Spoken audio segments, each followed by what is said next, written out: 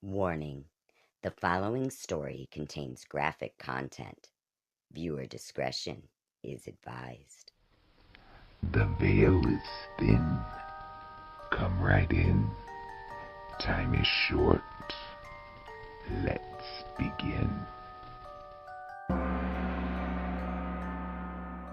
Welcome back, and now is time for the spooky segment. These are all deaths that happened on Halloween. Yay! And they're all real. I mean, sad. And but- this is why you should be afraid of Halloween. Right. Because people can dress up and actually kill somebody Right. and get away with it. Don't- Or maybe not get away with it. Don't go in a haunted house. Perfect place for a serial killer to I know. lie in wait. This is another reason why I And then don't you like haunted wouldn't- houses. You wouldn't realize there was a dead body. This Everybody is why just you don't be like like, haunted houses. this is exactly why. I'm scared of people, not ghosts. I want to go to a real haunted bed and breakfast, but not some staged, you know. That one at the Cirque du Soleil, or whatever we went to that. I was called Cirque du Soleil.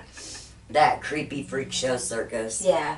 That was like the littlest haunted house, and we were like, The creepiest X-rated circus we've ever been yeah, to in that our was lives. pretty. What happened? A lot of boobies. All right. I These- mean, I don't. Me?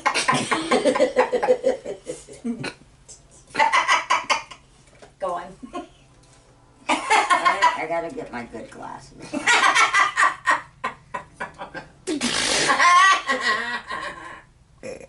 Wait, oh, here we go. All right, and I really gotta take these off because I can't read. Okay. These stories come from crimeinvestigation.com. All right, the first one. A Halloween tradition leads to a bullet in the head. Chucking eggs at houses and cars is a classic, if rather juvenile and annoying Halloween prank. But after a long day at work and an evening of trick-or-treating with his girlfriend and her young son, 21-year-old Carl Jackson was in no mood for his car to get egged on Halloween night, 1998. Unfortunately for all concerned, it was.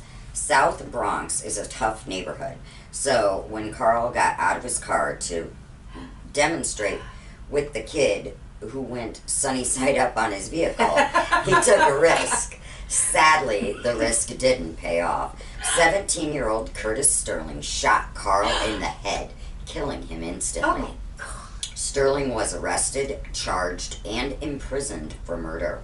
Every Halloween, Carl Jackson's mother sends her son's killer a card telling him she's glad he's rotting in prison. Oh my gosh.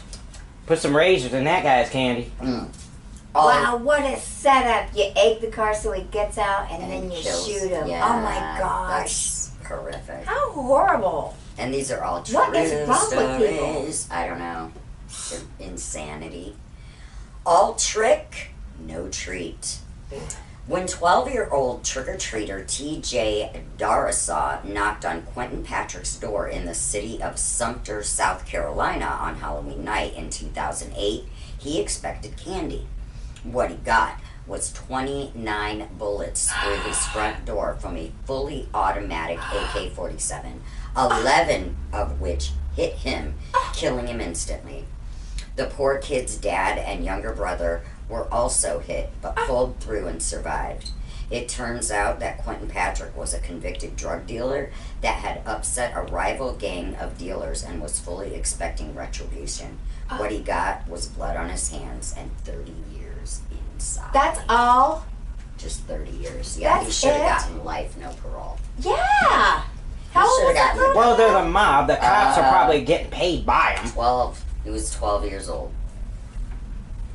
You know, they bribe these police. Dude, it's Halloween. You look out your door You before saw you nothing. start just... Yeah. Oh my... Oh. These are sad stories. Very. Yeah. Okay, a row over a missing bag of candy ends in murder. These are people are crazy. You could give a 5-year-old, or I'm sorry, let me start again. You could forgive a 5-year-old You could forgive a 5-year-old becoming enraged after losing a bag of trick-or-treating sweets and throwing a tantrum. But a 55-year-old? Liddell Peoples lost his cool on Halloween night 2011 in a domestic disturbance in Chicago's South Side that turned very ugly indeed. Not able to track down his bag of Hershey's, Jolly Ranchers, and Tootsie Rolls, he accused his partner, 49-year-old Maria Adams, of stealing them from him. As a way of response to the accusation, she threw a plate at his head. Peoples picked up a knife and repeatedly stabbed her. She died in the hospital, and her killer got 30 years over some sweets. Now, okay, I can see 30 years for that, but The other one? that gangbanger who killed an innocent That's why I kid. stay out of Chicago. I'll just look up the bean online. I'll just stay in the The house. giant jelly bean. Yeah. She even ate Christmas. That's crazy. People are crazy. Yeah. All right, who wants to hear about the neighbor from hell? All right. Oh, Hello Neighbor. That's a good game. Okay. Did Hello, you say hello, neighbor. neighbor? Yeah, it's a good game. It's a based off it's a game about the serial killer guy with rubber gloves, and you got to infiltrate his house and stuff. Okay, well, Man. this is a real neighbor from hell. Well, Uh-oh. True stories. Halloween night, 1973. The city of Fond du Lac, Wisconsin. 9-year-old Lisa French, dressed up as the littlest hobo, went trick-or-treating. She only got next door. Neighbor Gerald Turner opened up, took little Lisa into his home, and shut the door behind her. Turner then raped and killed her, stuffing her tiny body, this is so sad, in a plastic bag and dumping it in a nearby field. As of 2018, the quote-unquote Halloween killer has been eligible for parole, Are you serious? No. but the state continues to refuse his release. Yes. Good. Their rather understandable argument is that he is a sexually violent person and he should not be released back into society. No, and he should get many visits from his fellow inmates. Oh, he's Every becoming day. the raped Yeah. one now if he's in prison, let me tell I you. hope he's somebody's I hope girlfriend. he's the That's what I'm girlfriend. saying. Okay. Oh. That's sad. Okay, He should have got next. life with no parole. Next, Wait. are you ready? Up next, the egging murderers. 21-year-old Carl Jackson was fatally shot on Halloween 1998 by Curtis Sterling, 17, one of a group of boys he'd confronted after they egged his girlfriend's car. According to an informal tally by the New York Times, at least 24 people between 1984 and 2010 were quote-unquote seriously wounded or killed in stabbings, shootings, beatings, or accidents sparked by egg-throwing confrontations around Halloween. In its 2010 story, the Times reported, quote, 2 days before Halloween in 1994, a man leaving a bar in Brooklyn was hit with eggs tossed by several boys. The man stabbed and killed one of the boys, a 12-year-old. In 1996, a 10-year-old Brooklyn boy was shot in the neck by a stray bullet after an egg fight on Halloween. On October 29, 2005, Joseph Padro, 31, the brother of a police detective, was shot and killed in the Bronx after he chased a group of teenagers who pelted his minivan with eggs. Oh my I mean, is that horrible? Dying over egg. eggs. Yeah. I mean, You really? just brought a gun And the to ones an that egg did the fight. eggs are the ones that are killing. The ones that were in the wrong are Exactly. the ones Like what? You're that. mad. It's not like I egged your car and you killed me over it. It's the one I egged your car, then I and killed then I you. killed you. Yeah, really, you gonna go to jail with some frickin' eggs? Right. I mean, just throw a bucket of water on it. Yeah. All right. Here is another story. The final vile murder of the Toolbox Killers. Shirley Lynette Ledford was the fifth and thankfully final victim of LA serial killers Lawrence Bittaker and Roy Norris. The two men are some of the cruelest serial killing duos ever to disgrace the planet. Known as the Toolbox Killers because of their vile and perverted penchant for tool-based torture, Oh, the God. slick pair would often tape record their crimes. On Halloween night, 1979, Bittaker and Norris snatched 16-year-old Shirley from a gas station where she was hitchhiking home after a Halloween party.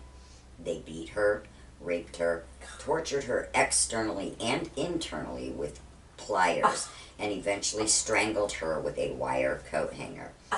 No wire hangers. Oh, gosh. Sorry. Finally, as a final insult, they dumped her lifeless body on a random front lawn.